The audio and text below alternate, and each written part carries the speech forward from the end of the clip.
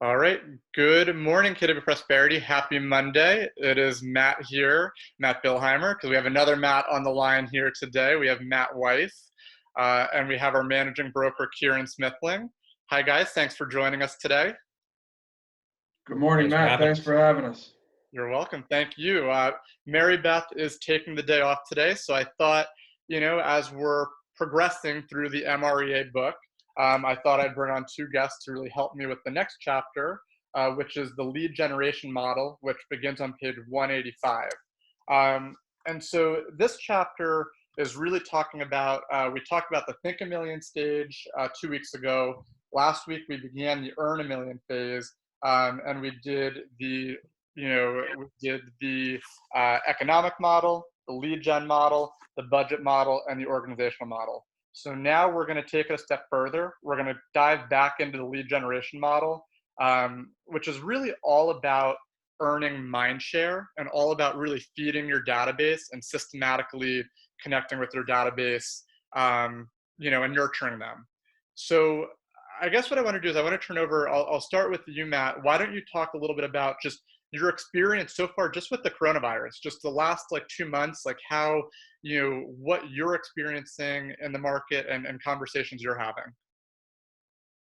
Yeah, so obviously times have changed here, and my focus has been more of making care calls to my clients and following up with them in that respect, just to see how they're doing, how the family is doing.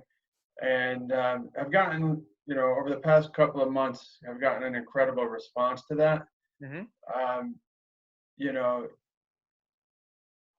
People just have, referred other people to me. I recently had a sale that was referred to me by a past client, and then that person had a coworker that needed to buy something, so they referred them to me. It's just staying in front of the people and checking in with them. That's really kind of how things have gone. So you're saying, so right now by doing the care calls, you're getting some positive feedback from past clients. I've definitely been getting positive feedback from past clients. And that's really what I'm focusing on. Obviously it's whenever people are ready, right? So if they're not ready and they're going through some difficult times and concerned about what's coming with the virus and where things are heading, obviously we don't push. We just kind of keep it friendly and check in on them. But I've come to find that there are a lot of people out there that are actually motivated buyers and motivated sellers. More buyers in this market, but there's plenty of sellers out there that are kind of on the shelf right now, just holding off. I have a new listing coming on today, but the house is vacant. The people have moved out. So it's situations like that where the listings are coming. But as far as the buyers go, there's definitely some built up demand out there. And what I'm finding is a lot of people are, relocating out of a more congested area, looking for a home with a yard to basically have more space and, to actually have a yard for the family to spend time in. Renters are looking now to get out of their apartments and to just have more space. So it's been my experience and what I've come across. Well, and it's interesting because to your point, I think one thing that we're seeing through this time is people are having to actually live in their space a lot more than they've ever had to before. You're not leaving 9 a.m. and coming back 5 p.m, and you're in the house for a couple hours each day, and then the weekends, you're really where you're at 24/7. And so I think to your point, people are saying, we have 2 kids, we want to have a yard, we want to, move out to a different environment. I think it's critical for you to keep having those conversations because Rania was saying last week on one of our ALC calls, she's on her 3rd rotation now through reaching out to her sphere and her database, and she's getting good traction with that.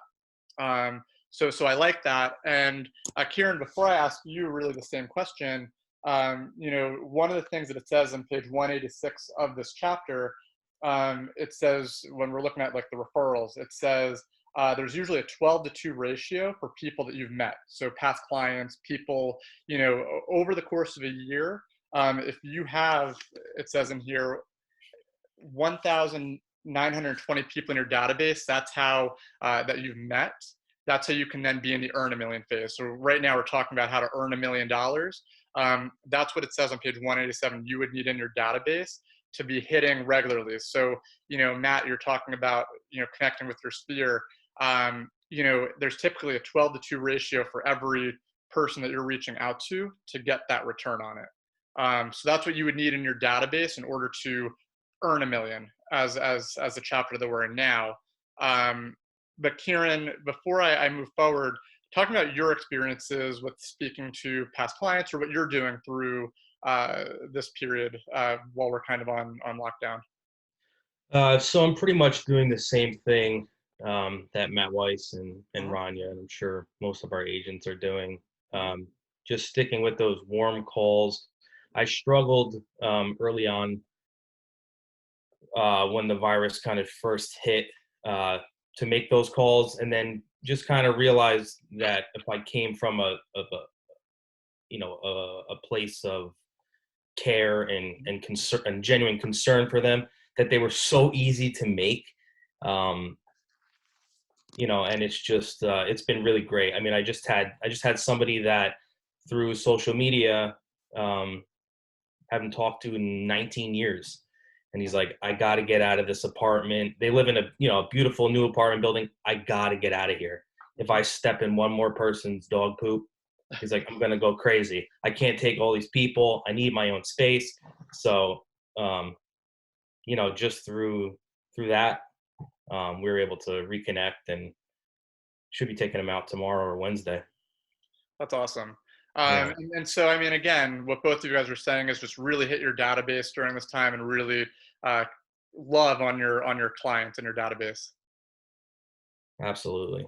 Matt, did you want to jump in? I can't tell if you wanted to say something to that. Yeah, just trying to build up the pipeline for what's to come too, because obviously our whole market here, like our spring market, we're typically in that this time of year, right? So even with what we do have going on, which is decent, the spring market still should hit just at a delayed rate. So right now it's a matter of just finding, who through whoever they know, and just building the pipeline. I mean, that's been my focus. So, just getting ready for when it really opens up. I really think that's coming soon. It's you see it already. I mean, basically, Yeah, and I'm getting that vibe. Like, Mary Beth and I are doing weekly mortgage calls with John, Nick, and Shane, and I feel like every week that goes by, we can tell there are very serious buyers and that the buyers are there. It's just getting those listings on and getting the sellers back into the market. But I agree with you, Matt. I definitely am seeing a shift, but I think we're like right at the top of that mountain where things are going to start to open up. Yeah, I think people are just, there's so much initial fear and uncertainty that people just have to kind of come to terms with. And, people, hey, life's going to go on and real estate is still going to move. It's just people getting comfortable. And I agree with you that seems like it's just there. There's a lot of buyers out there. Just got to get the sellers on board. Absolutely, and I think to one thing that Matt was saying is the real estate market is different than other industries. Like, and I know Bill has said this, but we're not like the restaurant industry where when they're closed down, if you can't earn the revenue at that time, you're not going to get that back. Whereas here, like it might just be a delayed spring market where there might just be an influx in listings in July, August, September, when normally it would be earlier. Yeah, and the other thing, it's really made me kind of refocus and do my homework up front, where in the past I used to just go out and show houses, right? But now I'm really making sure they're pre-approved, showing them the videos first, doing whatever we can up front to ensure that this is a serious buyer before we just go out and take a look. And the sellers want that too. I mean, that's what the sellers are looking for. That's one of the things that, has been of value to the sellers and the listings that I do currently have and the ones that have gone under contract during this whole pandemic is, no touch showings, advising them to keep all their lights on, doors open, closet doors, everything open.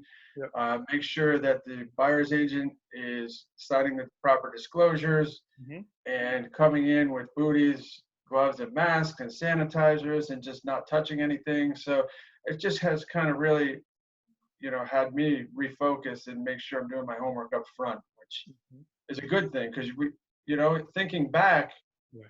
it's something that we should do anyways, Yep. just to make sure we're not going out and wasting our time with somebody that's not pre-approved, or whatever. So that's basically what's Yeah. been, Something good coming out of a pandemic.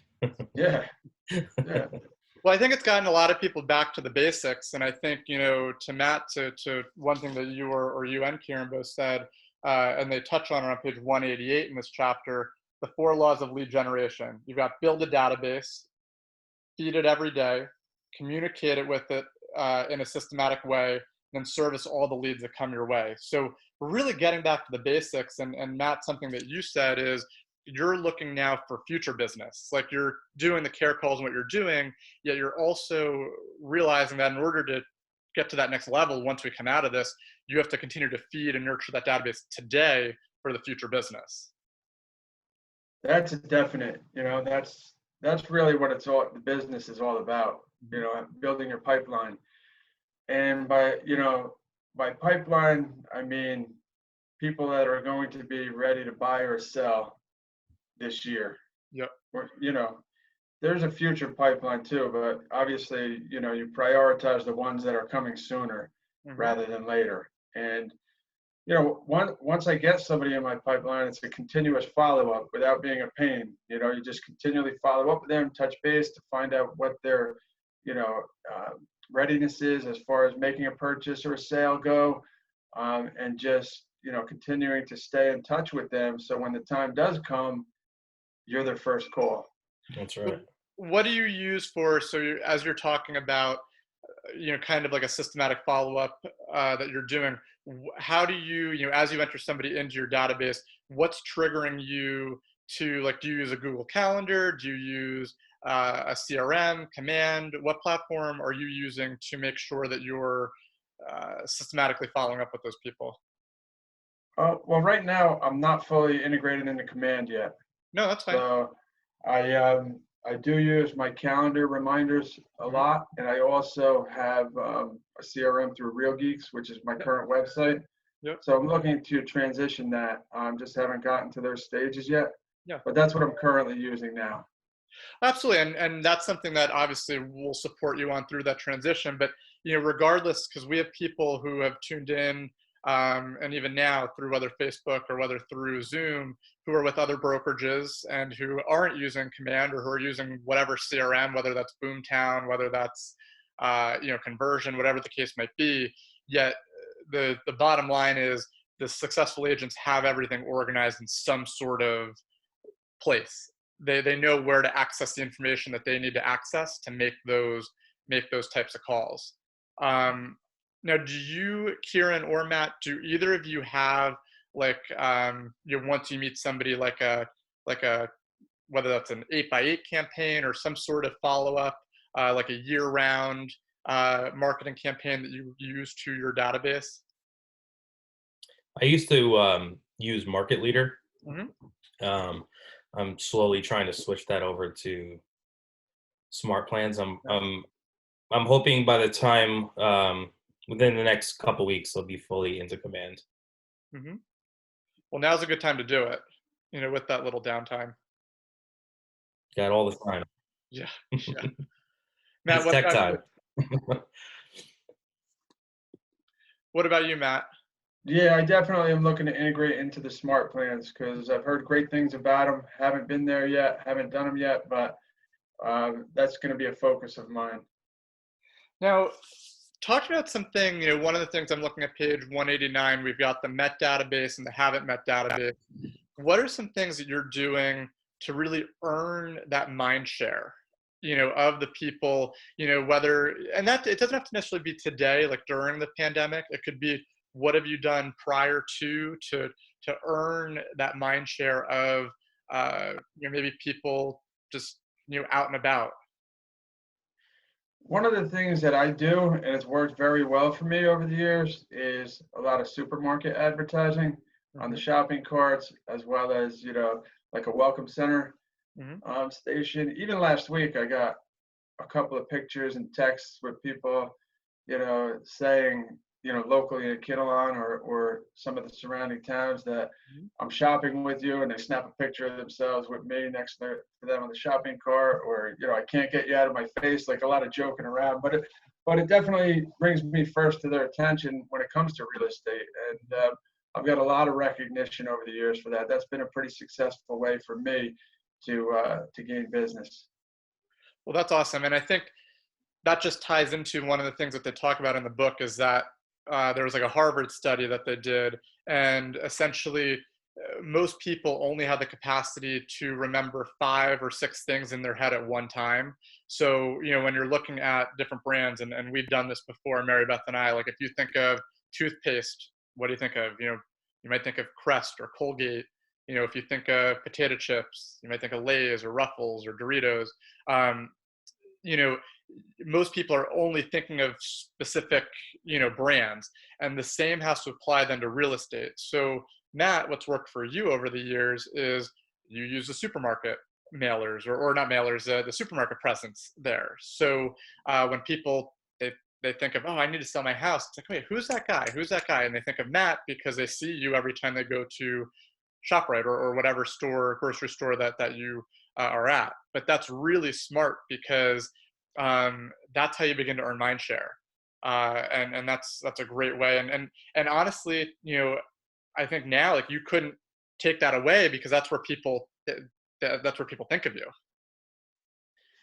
Yeah, it's been very successful. One of the other things that I think I definitely take advantage of this, and I think that we all can and we all should, is like our office events that we have, right? And inviting our past clients, like the Harvest Fest where we gave out the pies. We have the photos with Santa at the end of the year. So they're definite ways to just stay in front of your clients and to just be their first thought of real estate when the time comes for them. For sure. And I also think one of the really good things that we did as an office that I heard a lot of people react positively to, we did Thanksgiving. We did that like food drive, and we bought the paper bags, and to it we stapled, these are the items that the food pantry needs, or these are the items that these families need. And we had agents door knocking certain areas and just say, hey, if you can support, just put the stuff in this bag, drop it off, I'll pick it up, or you can drop it off at our office, and then we would bring it to the YMCA or that food pantry. And I had a lot of people say they had positive feedback just because it was an excuse to door knock in these neighborhoods. Yeah, that was a great event. I mean, what an easy way to make a contact once you get over the fear of it. Well, absolutely. I think a lot of people have that initial fear, of doing these things, and that's an easy way. Give yourself an excuse to go door knock. Give yourself an excuse to reach out to these people, and it makes calling and growing your network a lot less scary. Yeah, as long as you have that reason, it makes it much easier, And I even know, just there were a handful of clients that I had in my database that I haven't touched base with in a very long time. And this, the whole pandemic, I reached out to them just to check in to see how they were doing and just made that reconnection. So it's nothing to be scared of, even if you haven't touched base with somebody in a very long time. It's just a matter of doing it. Yeah. And they're gonna be very receptive to it 90% of the time. And if they're not, they're not. But it's just something that brings value and is definitely worth it in the long run. Absolutely. Now, Matt, I have a question. Well, I mean, it applies to both of you, but I'm looking at page 191, and in the lead generation model, they're talking about the importance of focusing on listings. And I'm talking, I guess, to you in this instance, in that you have a lot of listings. I don't know what your inventory is looking like right now, but typically, when the pandemic wasn't rearing its ugly head, you had a lot, you'd have a good amount of listings. What do you do, or is there anything that you can attribute that success to in terms of focusing on listings when you're having some of these conversations? Like, is there anything that you're doing that lends itself to accumulating those listings? I mean, a lot of my listings actually come on a referral basis from past clients. So to me, it's all about providing outstanding service Hmm. to every listing that I do get, and then asking for business from those people. So Hmm. I always, during a transaction or during a listing period, ask if they know anybody else looking to buy or sell. And once I get a name of somebody, then, I really try hard to follow up with them and get in touch with them and put them in my pipeline, and also get a recommendation from the current seller that I have. So that's the way a lot of my listings come, but it's really all about providing great service and just keeping in touch with those people, and not just taking the listing and hoping that somebody else sells it. Well, and I like that, and that actually kind of reminds me of when I was with the Morristown office. There was an agent who, when they would go through the process, they would say, "Hey, Mr. Buyer, Mrs. Seller, if I deliver a 10 plus experience, this is the standards that I have. This is the experience you're going to receive from me as your agent. If I deliver a 10 experience, will you promise to provide me 2 or 3 names of somebody who you think might be looking to buy or sell?" And then once the transaction would close, they would reach out to them and say, "Hey, I want to make sure, here's a survey. Like, did we deliver on our promises? And if we did, okay, Mr. Buyer, Mr. Seller, can you please, I know you had promised me 2 or 3 leads in the beginning. If we delivered a 10 experience, can you provide me those names?" And they got some leads, from that, because you're tying it to a level of service you're providing. Right. And also asking the sellers prior, earlier on in the transaction, to provide you with a review based on your service at closing. And that's something that goes a long way, because when people see what other past clients have said about you and it's all positive and good experience, they're more likely to list with you. And so building up reviews is definitely an important thing when it comes to, having a good reputation with listings, and getting referral business that way. And what Well, better time than when you first go under contract with a buyer or a seller, right? Everyone's happy. They think you're the best. Things can happen, but perfect time, right when they Exactly. go into contract. no. Exactly. Instead of waiting till the end at the closing table, because at that time, once they close, they're moving on and doing their thing and moving in the house and renovating, and you're kind of Yep. on the back burner at that time. So I Yeah. agree with Kieran. The best time to do it is when you get the offer, you agree to price, everybody's happy, and you're moving forward in the transaction. Well, absolutely. And there's nothing more powerful when you see those reviews online. I mean, when somebody posts something on social media, it's like, "Hey, here's another 5-star review." It's like, wow, like it's powerful. Yeah, It's definitely is. it's good that way. And I know I've helped people create what are called brag books, or, well, I don't know the official term, but uh, I called it a brag book, and she called it a brag book. But basically, took all the reviews that person ever had, put her in. She had, like, I think over, it was like 70, 80 reviews on Zillow, put it all in one book. And it was like, don't take my word for it. Here's, all these reviews. And she said she would just leave it behind, then she'd go back for a follow-up, and then she'd get to most of her listings. So that's a powerful tool. Definitely a powerful tool. And, you can have something similar online, like your Facebook page, or any type of reviews you can get that you can compile in anywhere is helpful. Absolutely. And a lot of these places like Zillow and Trulia, they recognize people who have more reviews attached to their name as more, you're going to come up higher on searches. You're going to be more respected, I guess. And I can't think of the correct term, but in the Zillow world, the more reviews you have, the more likely you're going to show up in people's searches. So it is something to definitely take in mind. Yep. And some of the other, like, online services where you can apply for, and if you get accepted, like homelight.com, that's based on past transactions and the number of transactions that you do and the reviews that you get. So the more you build it, the more leads you're going to get that way. Absolutely. Um, well, is there anything else that you guys want to end up on? We just have about a minute or two left, so I just want to turn the floor over. Is there anything that we didn't cover today that you had on, on a list of things you wanted to cover, or did we pretty much hit everything? I think we pretty much hit everything from my perspective. Yeah. Awesome. Well, thank you guys so, so, so much for imparting all of the information that you did today. It was a lot of great information. Tomorrow, just FYI, we have our sales rally at 10, so we will not be doing, for those tuning in on Facebook Live, we will not be doing our call, Mary Beth and I, tomorrow at 11. We will be continuing on Wednesday at 11 a.m. with the budget model. So that'll be page 192. So we'll be continuing with that on Wednesday. So thank you for everyone who tuned in. Huge thank you again to Matt and Kieran. I really appreciate your time. It was extremely valuable and a lot of good information. So thank you guys again so much. Anytime. Anytime. Thank you, Matt. Thank you, Kieran. Thanks, guys. Thank you guys. Have a good one. Great day. Okay, you too. Bye.